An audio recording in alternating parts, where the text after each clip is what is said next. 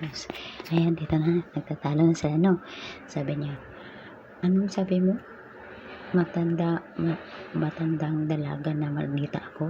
Sabi niya. Tapos sabi ng lalaki, oo, yun naman, yun talaga yung pinapakita mo dyan sa create mo, kasi mag-isa ka lang, kaya ka mag-isa kasi nga maldita ka, walang gusto makipagkaibigan sa iyo, kaya yung design mo nagpapakita kung ano ka. Ayun na, tapos yun, umalis na sila, tapos bumalik na sila na nagbasa na ng results, pero luto na tong results na to kasi ang nanalo yung isa.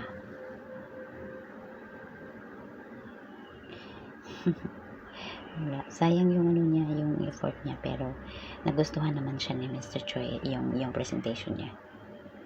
Yung ano talaga, mayaman siya ka, ano, malaki yung company. Yan, nanalo siya. Kahit pangit yung presentation niya, nagkamali pa. Kasi, ayan si Mr. Choi. Yan. Gusto niya yung presentation ng idol ko. Yan, malungkot siya. Kasi ang ganda nung kanya eh. Pero, lutok na. Binayaran ng nung tatay nung lalaki yun. Wala na siyang magawa. At least, yan siya.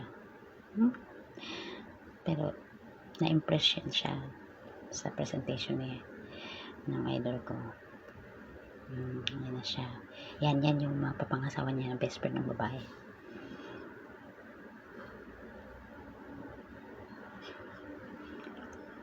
Niluto nilang dalawa yan eh.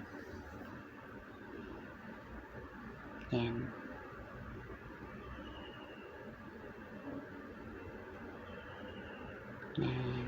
Gusto pupuntahan niya yung girlfriend niya kasi sasabihin na niya na ikakasal niya siya dun sa best friend niya.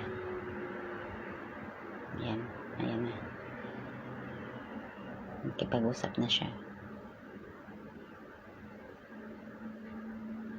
Nag-expect pa naman yung babae na mag-propose na siya.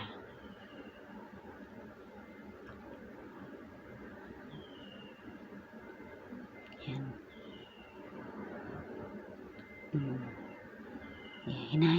Hinanap niya kasi na-realize niya na na yung sinabi ng lalaki na yun nga niluto na nga nila yung presentation. Kaya gusto niyang sumbatan na ganito ganyan. Kaya ka naman nanalo kasi binayaran na ng tatay mo. Ayan na, nag-usap na sila para sabihin na sana niya na magpakasal na siya sa best friend niya. Akala nung babae magpo-propose sa kanya. Hindi pala, hingi pala ng tawad. Ayan.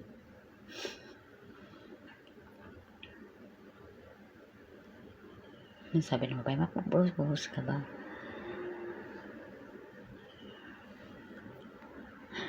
Sandali daw kasi hindi pa daw siya ready.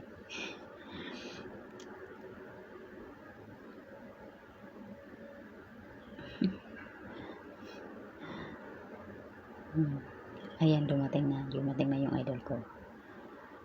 So, sambatan niya na, niluto mo na. Niluto niyo yung presentation para manalo daw.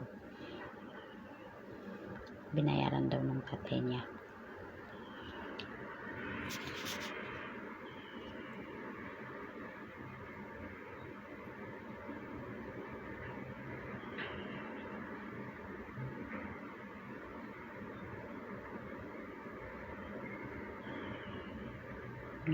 Sabi niya, tanggapin na lang daw niya na natalo talaga siya.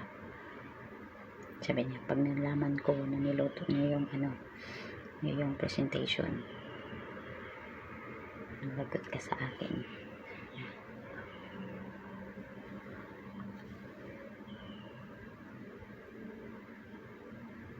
Tapos tinipend pa siya ng girlfriend. Hindi natuloy yung sasabihin niya.